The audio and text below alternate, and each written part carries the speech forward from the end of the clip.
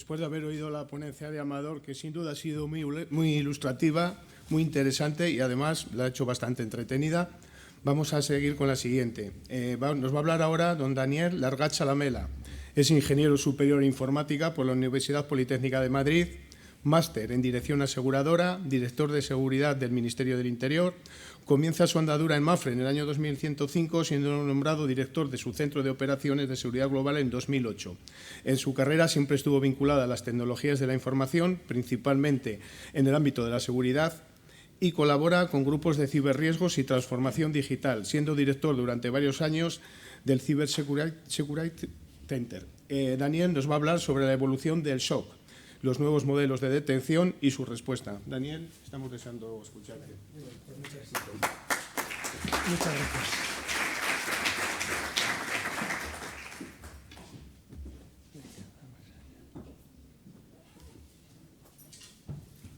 Perfecto. Bueno, pues muchas gracias. Pues lo primero, muchas gracias por la invitación. Para mí es un privilegio estar aquí. Bueno, ya me han presentado. Simplemente comentar que soy un apasionado de la tecnología y de la seguridad. Llevo más de 20 años pues, trabajando en ello.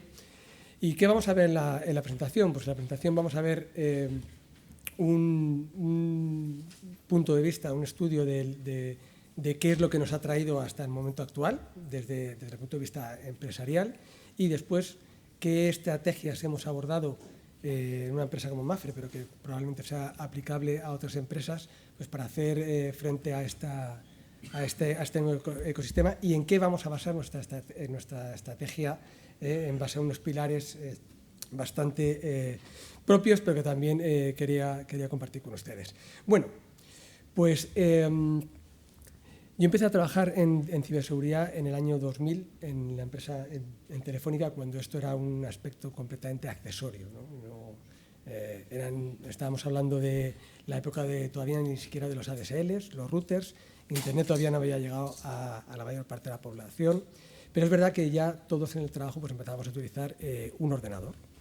Era muy normal que todas las personas tuvieran un email, empezaba a florecer la banca online, que fue de los primeros sectores que se digitalizaron, y al mismo tiempo que empezó el uso de las nuevas tecnologías, empezó a crecer el cibercrimen, ¿no? Lo que ocurre es que durante mucho tiempo las empresas en general hemos visto el cibercrimen pues, un poco desde la barrera, ¿no? Esto del cibercrimen va de algo muy sencillo, que es ser capaz de monetizar los ataques, ¿no? Aparte de la fantástica presentación que nos ha hecho el profesor Amador, lo cierto es que lo que hay detrás de la búsqueda de ese usuario y esa contraseña es ser capaz de monetizar esto, ¿no? Y la mejor manera y manera más fácil de monetizar un ataque es ir a donde está el dinero, ¿no? Esto provocó que durante muchos años pues, prácticamente los bancos fueran los únicos que fueran objeto de los ataques. En tanto los bancos fueron elevando su nivel de seguridad, los ciberdelincuentes no les quedó otro remedio que empezar a buscar otros sectores que fueran más fáciles de monetizar. Y ahí estaba el e-commerce, ¿no? Y ese nuevo mundo de Internet que llegó a los internautas como campo perfectamente despejado para los cibercriminales. Se enfocaron posteriormente en el robo de tarjetas de crédito para ser capaces de asimismo pues, cometer otro tipo de fraudes, ¿no? Hasta que más o menos pues, en el año 2014-2015 aparecen las criptomonedas, ¿no? Y el resto de sectores nos vimos completamente, cambiamos completamente de rol, ¿no? Pasamos de un rol completamente secundario a tener un rol completamente principal, ¿no? ¿Por qué? Bueno, pues porque prácticamente de la noche a la mañana pasamos a ser víctimas de los ciberdelincuentes mediante los ataques de ransomware, que estoy seguro que ustedes conocen, ¿no? Esto provocó pues, bueno, pues una situación peculiar, porque durante muchos años pues, digamos que las técnicas de protección que veníamos aplicando en las empresas, con carácter general, no los bancos y otras empresas, pues venían siendo, pues digamos que, en mi opinión, bastante tibias, ¿no? y solo en aquellas empresas que se venían produciendo, ¿no? No muchas empresas del IBEX 35 por el año 2010 contaban con departamentos de seguridad cibernética, y ni muchas empresas ni siquiera contaban con un nivel de seguridad mínimo exigible. Esto tiene mucho que ver con cómo ha ido evolucionando la práctica de la seguridad de la información en el mundo empresarial, ¿no? Si bien las principales aproximaciones de la seguridad de la información, ¿vale?, han venido muy de la mano del uso de estándares como la ISO 27001, ¿vale?, que se enfocan principalmente en enfoques de cumplimiento de un conjunto de medidas de alto nivel que son fácilmente alcanzables, pero que en la práctica, ¿vale?, aportan un nivel de seguridad bastante bajo, pues lo que reflejó es que las empresas en realidad pues estaban por lo general bastante poco protegidas, ¿no? Este nuevo escenario, que estamos hablando de 2015-2016, requería de enfoques completamente diferentes, ¿no? Enfoques que fueran más del día a día, ¿no? Más de, oye, no se trata solo de tener un antivirus, como ha comentado Amador, sino se trata de estar no tanto a la vanguardia, pero sí de tener un conjunto de medidas suficientemente solventes, ¿no?, y fiables, que nos permita proteger. Y eso tiene mucho que ver con la seguridad del día a día, no una seguridad de, si me permite la palabra, a pesar de que yo trabajo en consultoría, de consultor, un conjunto de medidas que se pueden desplegar e implantar de manera razonablemente sencilla en una empresa, como puede ser pues, tener un antivirus, un control de la ISO razonable, pero que el antivirus te tienes que preocupar de que esté actualizado, que esté desplegado en todos los sistemas, ¿vale?, que esté debidamente configurado, etcétera. Una serie de características en las que los modelos de gestión más clásicos pues, no hacían especial hincapié, ¿no? De ahí nace ese concepto que conocemos a día de hoy de ciberseguridad, que se empieza a acuñar pues, a mediados de 2014-2015, en el que se intenta dotar de mayor dinamismo a la ciberseguridad, ¿no?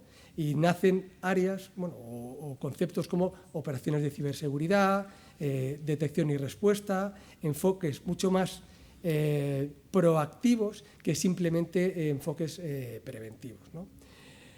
A día de hoy todavía el escenario se ha complicado un poquito más. Yo les invito a ver los últimos informes en el World Economic Forum, que es el foro de Davos, como lo conozcan, en el que se analizan a nivel global por parte de todos los estados y del Fondo Monetario Internacional cuáles son los riesgos que tienen mayor probabilidad de tener un impacto directo en la economía mundial, ¿no? Desde los últimos, me atrevería a decir que 7-8 años, aquellos riesgos relacionados con los ciberriesgos han estado ocupando el top 10 y en los últimos años el top 5, ¿no? Los datos del FBI, de su informe del IC3, que son públicos, también reflejan esta relevancia, ¿no?, y este especial incremento del cibercrimen, ¿no? Creo que ya estaban disponibles los datos del 2024, pero si ven en las barras de arriba a la derecha, en color gris, el número de quejas presentadas por los ciudadanos, prácticamente del año 2019 al 2023 se han duplicado. Y en rojo, el volumen en daño económico recibido, ¿no? En el 2024 creo que hablaban de 16.000 millones de dólares, con un crecimiento de un 30% con respecto al año anterior, ¿vale?, que son datos pues nada más desdeñables. Y luego en España, pues el Centro Criptológico Nacional pues también tiene sus propias estadísticas donde podemos ver este aumento del incremento sustancial, ¿no? Pero la realidad todavía es un poquito más dura, ¿no? Si están interesados por la ciberseguridad, las últimas noticias son realmente alarmantes. Precisamente, además, se han centrado en un país, casualmente, ¿no?, en Reino Unido, donde han tenido varios ciberataques de muy alta envergadura que han llegado incluso a hacer actuar al gobierno. una de las principales cadenas de supermercados, Coop, fue atacado en primer trimestre o primer semestre de 2025, causando una completa paralización de las operaciones, ¿no? Lo cual causa un efecto económico, como pueden ver ahí, de 206 millones de libras, unos 250 millones de euros directos para la empresa, pero imagínense el impacto que puede tener en la sociedad si lo relacionamos con la posibilidad de desabastecimiento, ¿no? Marks & Spencer, una empresa muy conocida del sector retail, lo que puede ser aquí pues, como un Carrefour, un Corte Inglés, también sufrió un ciberataque que provocó que durante varios meses la empresa se quedara absolutamente parada, ¿no? Con costes directos valorados en 400 millones de dólares. Y más recientemente, y posiblemente uno de los más mediáticos, el ataque que ha sufrido Jaguar Land Rover a principios de septiembre, que ha dejado paralizada 3 de sus 4 fábricas a nivel mundial, costando la friolera y esto es un suma y sigue, de 300 millones de euros a la compañía, y además generando un problema económico a nivel país, ¿vale? Porque el contagio económico que está teniendo con respecto a todos los proveedores que trabajan con Jaguar, pues ha provocado que el gobierno de Reino Unido haya tenido que actuar para tomar cartas en el asunto, ¿no?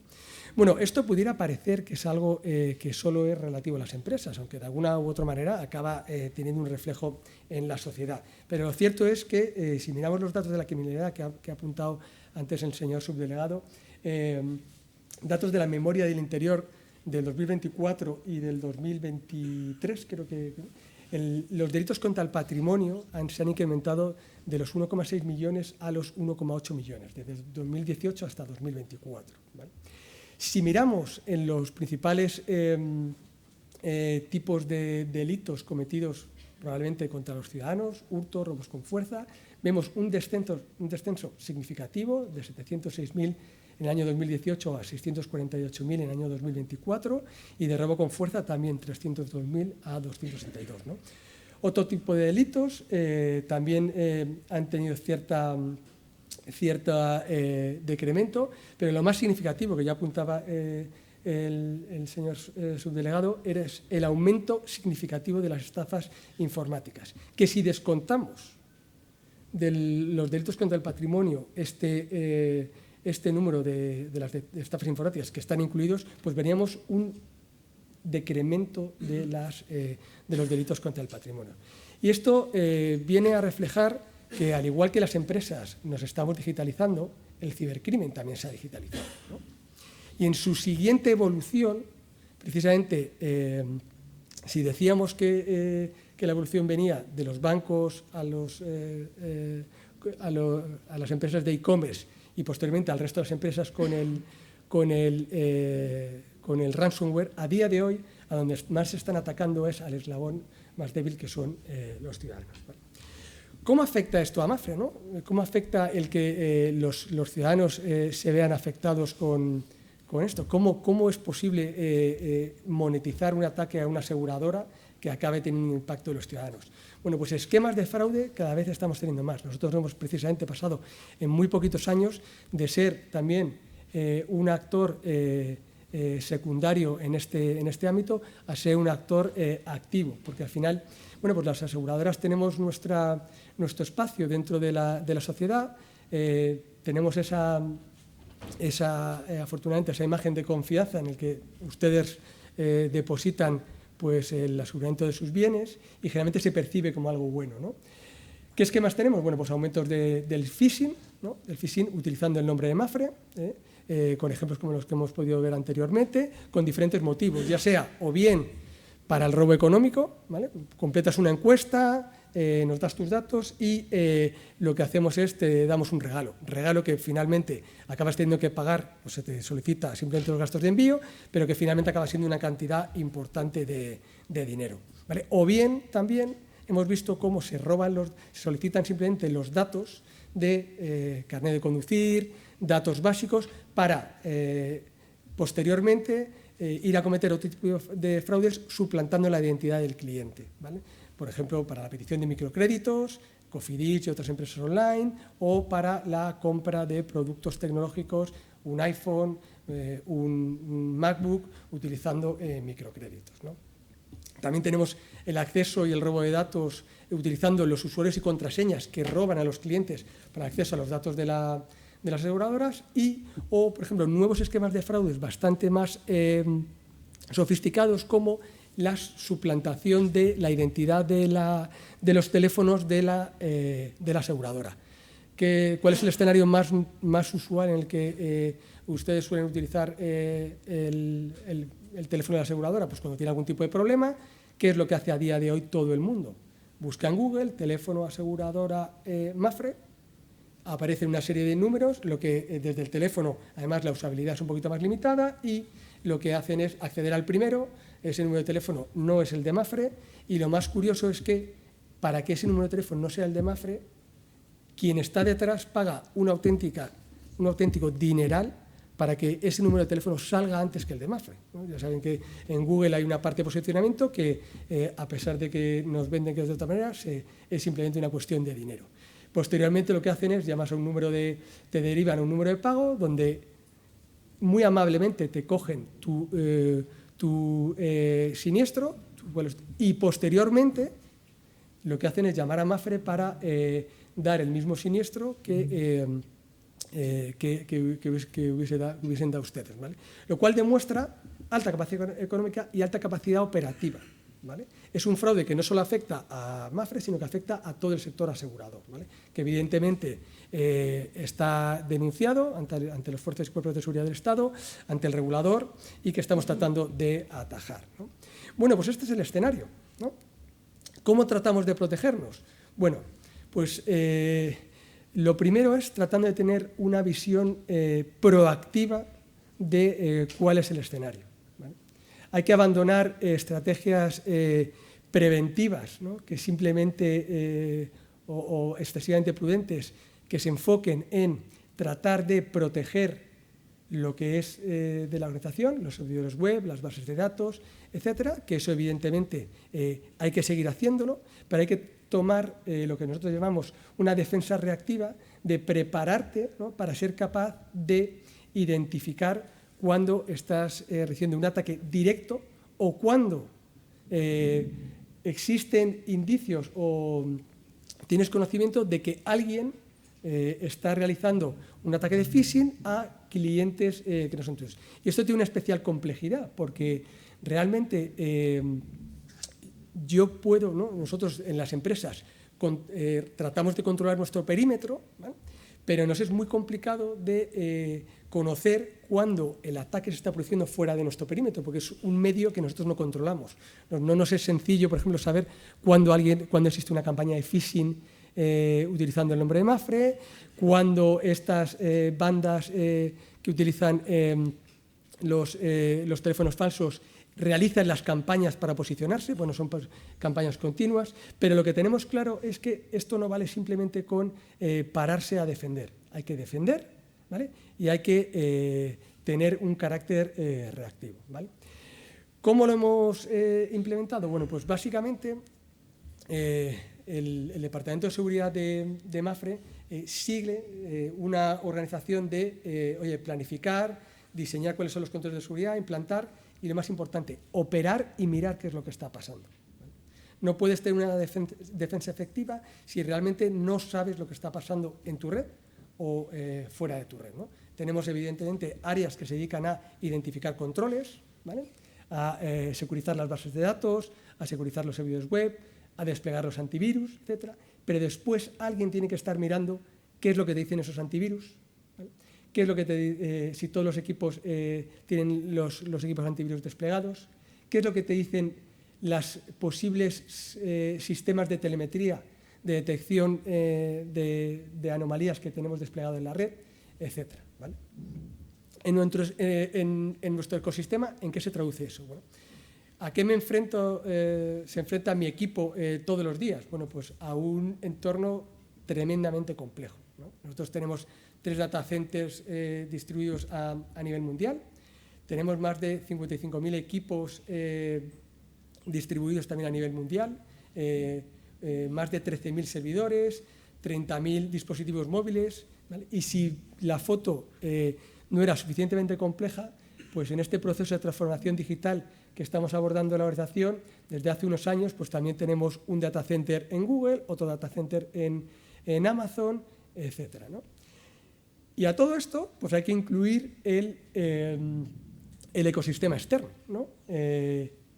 No solo los activos digitales, lo que podríamos decir, nuestra red se compone de elementos que tenemos dentro de un perímetro definido, ¿no?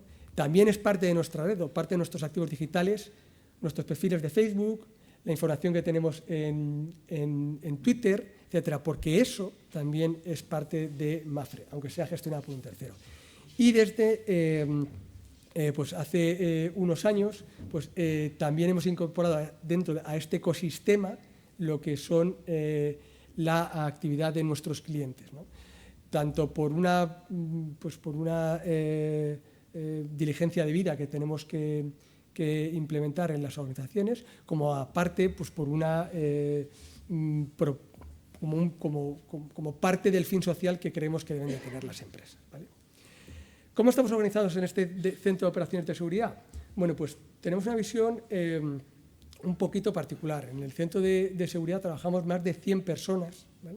Que operamos durante 24 horas. No estamos las 100 personas las 24 horas del día, pero sí que proteger a día de hoy tu empresa en el mundo digital significa estar protegiéndola a las 24 horas, ¿no? No existe una protección de 8 a 5 ni una protección que se levante los días de semana. Los atacantes atacan precisamente cuando menos preparados están. Nosotros, además, en 2020 tuvimos un incidente de seguridad que, sorpresa, tuvo lugar un viernes a las 9 de la noche. Eso no es casual, eso es precisamente cuando ellos saben que tienes las defensas más bajas y cuando les es más fácil a ellos atacar, ¿vale?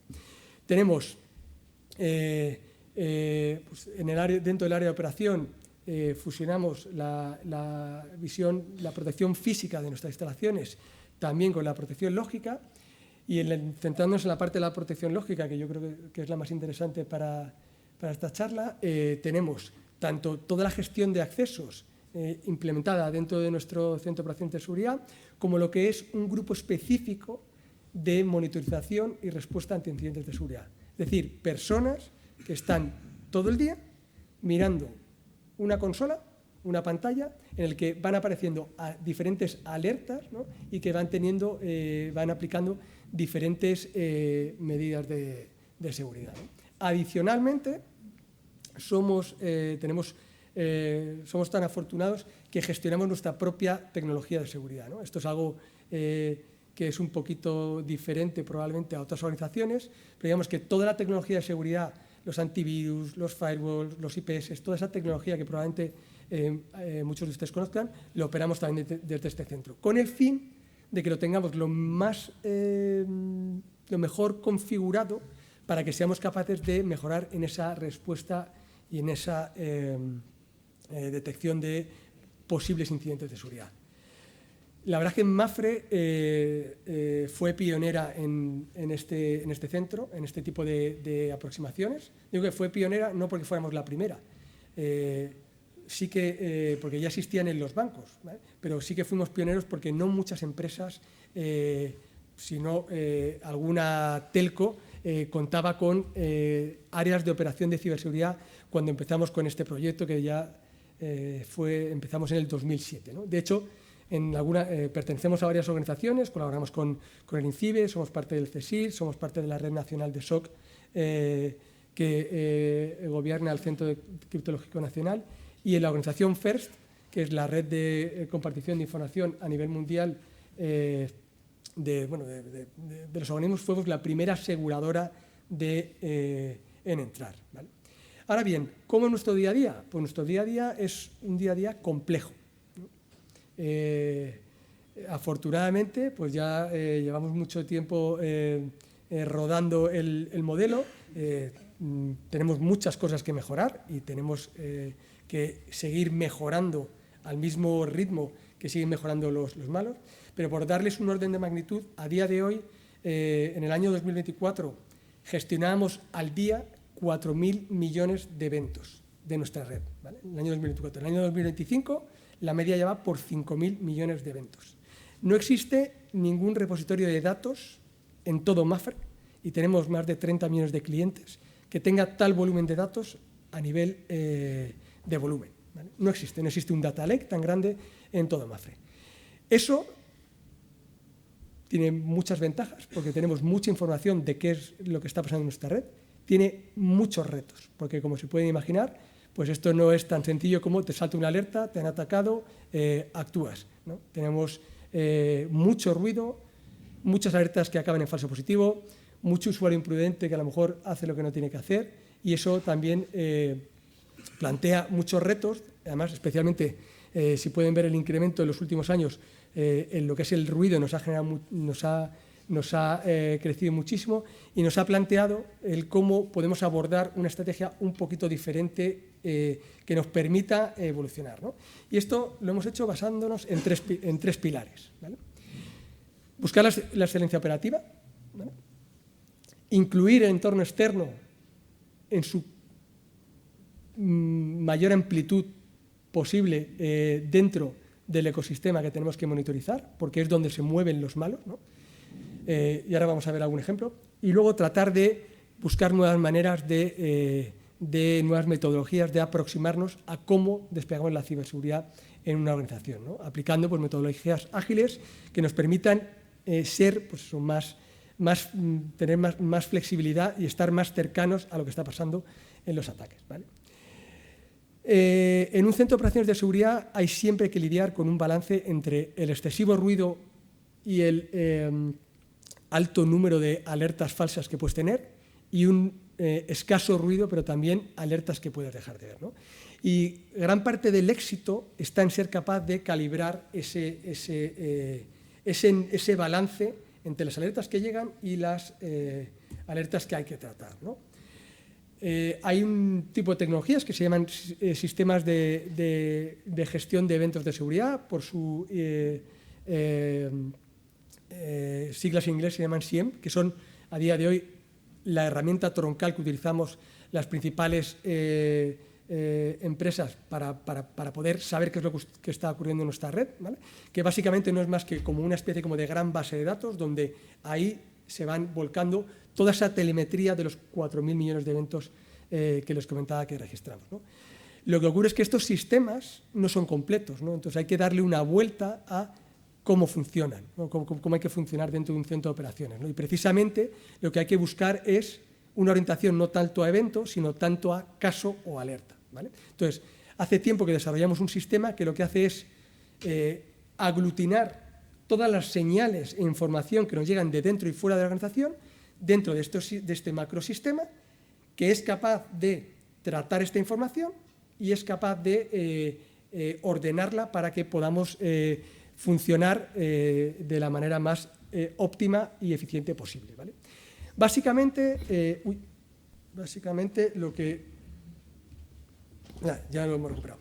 Básicamente, lo que hace este sistema es pasar por una especie de procesos de tratamiento que reciben la información, la enriquecen, la clasifican y al final le dan una prioridad y se la presentan al operador de cómo pueden funcionar, ¿no? Esta adopción programática lo que nos ha permitido en los últimos años es automatizar. Nos ha permitido algo tan sencillo como automatizar. Gestionar 4.000 millones de eventos al día es una tarea humanamente inabarcable. Y no es una cuestión de cuántas personas tienes el centro de operaciones. Ni con un ejército de 500 personas seremos capaces de gestionar 4.000 millones de eventos, ¿no? Hay que cambiar el chip y dejar a las máquinas que hagan lo que son capaces de hacer y a los humanos lo que las máquinas no son capaces de hacer, ¿vale? Lo que nos ha permitido este enfoque es que a día de hoy todos estos casos, ¿no? Estas alertas que se gestionan, ¿vale? A día de hoy estamos gestionándolas de manera automática en un 60% de los casos. Es decir, vamos a poner un ejemplo. Si se detecta que un usuario privilegiado, un usuario administrador, accede en unas condiciones un poco anómalas, ¿no? y que eso tiene que tener un tratamiento, ¿vale? Pues, ¿por qué lo vamos a dejar simplemente en las manos de un usuario? ¿Por qué no hay trabajo que puede ir adelantando una máquina? Por ejemplo, si hay que enviar un correo a algún sitio o si hay que mirar y consultar si hay una intervención programada ese día, a esa hora, con ese usuario, ¿vale? ¿Por qué va a realizar esa persona, un humano, ese trabajo cuando lo puede realizar una máquina? Bueno, pues ese tipo de acciones que hemos ido metiendo son las que nos ha permitido que en un 60% de las operaciones, ¿no?, de la gestión de esos 4.000 millones de eventos, seamos capaces de gestionar. Aparte, bueno, ahora voy a hablar del círculo virtuoso, esto nos ha permitido liberar carga de trabajo, pero lo más importante, ser capaz de enfocar las operaciones del equipo en realmente lo que es importante, que es lo que solo pueden actuar las personas, ¿no? Último punto, además, dentro de este primer pilar, la automatización te mete en un círculo virtuoso que te permite cada vez ser mejor, ¿no? Por ejemplo, te permite identificar cuáles son los sistemas o el tipo de alertas que más falsos positivos te está dando y poder enfocarte en ese tipo de alertas para poder ser, pues, o quitarlas porque no te aportan información o tratar de mejorarlas, ¿vale? Con lo cual, al cabo del tiempo y tras varias iteraciones, no solo la mejora en las capacidades operativas y en la reducción de tiempos de personas es el beneficio, sino también el resultado es un sistema mucho más limpio que te permite ser mucho más preciso a la hora de que tengas que actuar, ¿no? También para evitar el cuento de Pedro y el Lobo de, oye, estamos siendo atacados, que a la 20ª vez probablemente poco te haga, ¿no? Segundo pilar, mirar fuera de tu red. Como decía, las amenazas muchas veces se empiezan a cocinar fuera de tu red, ¿vale? O están teniendo lugar fuera de tu red. Credenciales robadas a empleados, credenciales robadas a clientes, contraseñas que puedan estar utilizándose o ficheros de configuración que pueden estar utilizándose en la dark web, como nos ha comentado el profesor Amador. Todo ese tipo, existen herramientas que te permiten hacer monitorizar si se están utilizando y a partir de ahí las podemos enganchar en este sistema de automatización. Si se detecta que hay una credencial de un empleado que está en la dark web, automáticamente el sistema recibe esa información y solicita un reseteo automático al empleado. Posteriormente abrimos un caso para ver por dónde puede haber exfiltrado esa credencial a ese empleado, ¿vale? No solo hacemos eso, sino que también buscamos qué técnicas y procedimientos están utilizando los malos para ser capaces de adaptar nuestros sistemas a ese tipo de técnicas que están utilizando, de forma que podamos mejorar nuestros sistemas de protección, ¿no? Y por último, dentro de este pilar, el uso de información de los agentes externos, INCIBE, la Red Nacional de SOC, etcétera, de otros ataques, ¿no? Y otros, lo que se llaman indicadores de compromiso que pueden estar utilizándose para atacar a otros, para que nosotros seamos capaces de incorporarlos en nuestros sistemas de protección, ¿vale? Y por último, ¿vale?, el último pilar, aplicar nuevos modelos de trabajo, nuevas metodologías a nuestros esquemas de protección, ¿no? Generalmente, yo que estudié ingeniería informática hace mucho tiempo, pues venimos un poco sesgados por la ingeniería del software, que tenía nunca he sido muy amigo, de reconocerlo, aunque tenga que decirlo aquí en la universidad, que yo creo que adolecía de algunas faltas de flexibilidad, ¿no?, que es precisamente una de las ventajas que tiene el software y la tecnología, ¿no? La aplicación de metodologías ágiles a la creación de reglas, ¿no?, y tratarlas como si fueran código, ¿no?, utilizando también herramientas que existen a día de hoy, pues para poder crear lo que se llaman pipelines automáticos, en el que yo creo una regla y directamente eso se va desplegando en los diferentes sistemas que se tienen que desplegar para tener una protección óptima, pues nos ha traído también grandes beneficios, ¿no? Primero, tener una medición de la eficacia, saber qué reglas están teniendo éxito y cuáles no, ¿no? Segundo, tener una base de datos de conocimiento, que esto es algo que generalmente yo creo que a los informáticos solemos adolecer, el tener una documentación en regla y actualizada, y que es muy útil para el caso de las de los ámbitos de operaciones, porque cuando tienes una banda que sabes que está siendo muy activa y que están atacando otras empresas, generalmente se suelen publicar qué tipo de técnicas y procedimientos se utilizan para atacar a las empresas, y tú, teniendo esta documentación, estos procesos documentados, puedes saber cómo de protegido estás ante este tipo de técnicas y procedimientos, ¿no? Y luego, por último, aplicar una revisión continua a todos esos procesos, ¿no? Bueno, y como vamos mal de tiempo, simplemente dejar una pequeña reflexión, porque también uno habla desde este atril, desde una multinacional que tiene más de 30.000 empleados y que afortunadamente pues, tiene recursos para protegerse y proteger a sus clientes, y además muestra un enorme compromiso. Pero lo cierto es que, en opinión con mi experiencia de más de 20 años de seguridad, no existe una única manera de proteger a las compañías, ¿no? Con lo cual, lo que he expuesto aquí es simplemente una visión de cómo lo hacemos nosotros, que espero que puedan sacar pues algún tipo de idea o aprendizaje y que de alguna forma les sirva, ¿no? Bueno, como vamos a estar ahora en el café, si hay algún tipo de pregunta, yo creo que la podemos tratar en el café. Muchas gracias.